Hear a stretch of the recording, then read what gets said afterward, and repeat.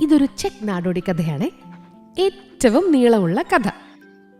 ഒരിടത്തൊരിടത്ത് കഥ കേൾക്കാൻ ഇഷ്ടമുള്ള ഒരു രാജാവുണ്ടായിരുന്നു. കഥ എത്ര കേട്ടാലും രാജാവിന് മതിയാവില്ല. എന്നും രാവിലെ മുതൽ ഇരുന്നങ്ങട്ട് കഥ കേൾക്കുക. ഇത് തന്നെയായിരുന്നു രാജാവിന്റെ പണി. രാജ്യകാര്യങ്ങളിലൊന്നും ഒരു ശ്രദ്ധയില്ലാന്നേ. രാജാവിന്റെ ഈ സ്വഭാവം കാരണം സഹികെട്ടത് മന്ത്രിയാണ്. രാജ്യകാര്യങ്ങളെല്ലാം നാളെ ആവട്ടെ എന്ന് പറഞ്ഞ് മാറ്റിവെച്ച് രാജ്യം പട്ടിണിയുടെ വക്കിലെത്തി. എന്നിട്ടും കഥ കേൾക്കുന്ന ശീലം രാജാവ് മതിയാക്കിയില്ല. പക്ഷെ കുറച്ചു നാളുകൾ കഴിഞ്ഞപ്പോൾ രാജാവിനൊരു സംശയം. കഥകളെല്ലാം പെട്ടെന്ന് തീർന്നു പോകുന്നുണ്ടോ? അതോടെ രാജാവ് ഒരു തീരുമാനമെടുത്തു. ഒരു മത്സരം നടത്താം.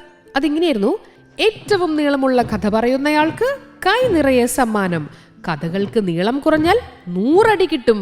ഭടന്മാർ നാടുനീളെ വിളംബരം ചെയ്തു. അങ്ങനെ മത്സര ദിവസം എത്തി.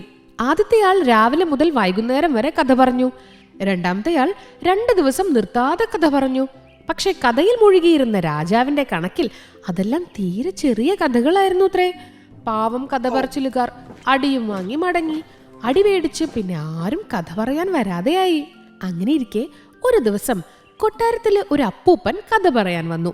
രാജാവിന്റെ മുന്നിലെത്തിയ അപ്പൂപ്പൻ കഥ തുടങ്ങി. അതിങ്ങനെയായിരുന്നു: ഒരിടത്ത് ഒരു ആട്ടിടയന് കുറേ ആടുകളുണ്ടായിരുന്നു. എന്നും രാവിലെ ഇടയൻ നദിക്കക്കരെയുള്ള മൈതാനത്തിൽ ആടുകളെ മേയാൻ വിടും. പുലർച്ചയ്ക്ക് മുൻപ് ആടുകളെ തിരികെ ഇക്കരെ എത്തിക്കണം, അല്ലെങ്കിൽ ആടുകളെല്ലാം സിംഹങ്ങളായി മാറും. ഇത്രയും പറഞ്ഞിട്ട് അപ്പൂപ്പൻ നിലത്തങ്ങടിരുന്നു. എന്നിട്ട് രാജാവ് ചോദിച്ചു: അവരിപ്പോ പുല്ല് മേയുകയാണ് പ്രഭോ, ശല്യപ്പെടുത്താൻ പാടില്ല. രാജാവും അപ്പൂപ്പനോടൊപ്പം കാത്തിരുന്നു. കുറെ കഴിഞ്ഞപ്പോ അപ്പൂപ്പൻ എഴുന്നേറ്റു. പ്രഭോ, ഇപ്പൊ വൈകുന്നേരമായി. ഇടയൻ ആടുകളുമായി തിരിച്ചു പോവാൻ ഒരുങ്ങാണ്. പക്ഷെ നദിയുടെ കരയിൽ എത്തിയപ്പോൾ അതാ പാലം തകർന്നു കിടക്കുന്നു. ഇനി അക്കരെ പോകാൻ ഒരു ഒറ്റത്തടിപ്പാലം മാത്രമേ ഉള്ളൂ. അതുകൊണ്ട് ഇടയൻ ഓരോ ആടിനെ വീതം അതിലൂടെ അക്കരയ്ക്ക് കടത്തിവിട്ടു. ഇത്രയും പറഞ്ഞ അപ്പൂപ്പൻ ഇരുന്നു. എന്നിട്ട് രാജാവ് ചോദിച്ചു: അശു രാജാവേ, ആടുകള് ഒറ്റത്തടിപ്പാലത്തിലൂടെ പോവാണ് പ്രഭോ. ശബ്ദം ഉണ്ടാക്കിയാലേ അവര് വെള്ളത്തിൽ വീഴും. വിടാതിരിക്കാവോ? കാത്തിരുന്ന് രാജാവിന് ഉറക്കം വന്നു. അന്നത്തെ കഥ മതിയാക്കി രാജാവ് ഉറങ്ങാൻ പോയി. പിറ്റേന്ന് രാജാവ് കഥയുടെ ബാക്കി കേൾക്കാനായി എത്തി. പകുതി ആടുകൾ പോലും കടന്നിട്ടില്ല പ്രഭോ. ഇപ്പോഴും അവർ നദി മുറിച്ച് കടക്കുന്നതേ ഉള്ളൂ. അപ്പൂപ്പൻ പറഞ്ഞു. എന്തൊരു വലിയ കഥയാ അത്, രാജാവ് ഓർത്തു. അങ്ങനെ 4ാമത്തെ ദിവസമായി.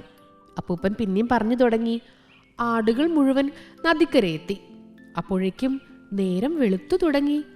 വിശന്നു കരയുന്ന ആടുകളുമായി ഇടയൻ തിരിച്ചു മൈതാനത്തേക്ക് പോകാനായി ഒറ്റത്തടി പാലത്തിൽ കയറി.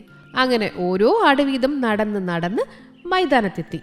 4 ദിവസം കൊണ്ടാണ് ആടുകൾ മൈതാനത്തെത്തിയ കഥ അപ്പൂപ്പൻ പറഞ്ഞത്.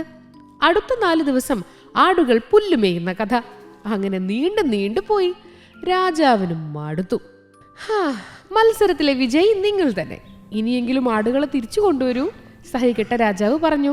ഇത് കേട്ടതും അപ്പൂപ്പൻ തന്റെ മുഖം മൂടി അഴിച്ചു മാറ്റി. അപ്പൂപ്പന്റെ സ്ഥാനത്ത് അതാ മന്ത്രി.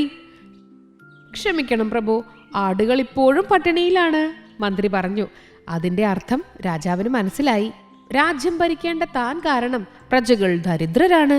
അന്നു മുതൽ രാജാവ് ഭരണകാര്യങ്ങളിൽ ശ്രദ്ധിക്കാൻ തുടങ്ങി. കഥ എങ്ങനെയുണ്ട്? ഇഷ്ടായോ?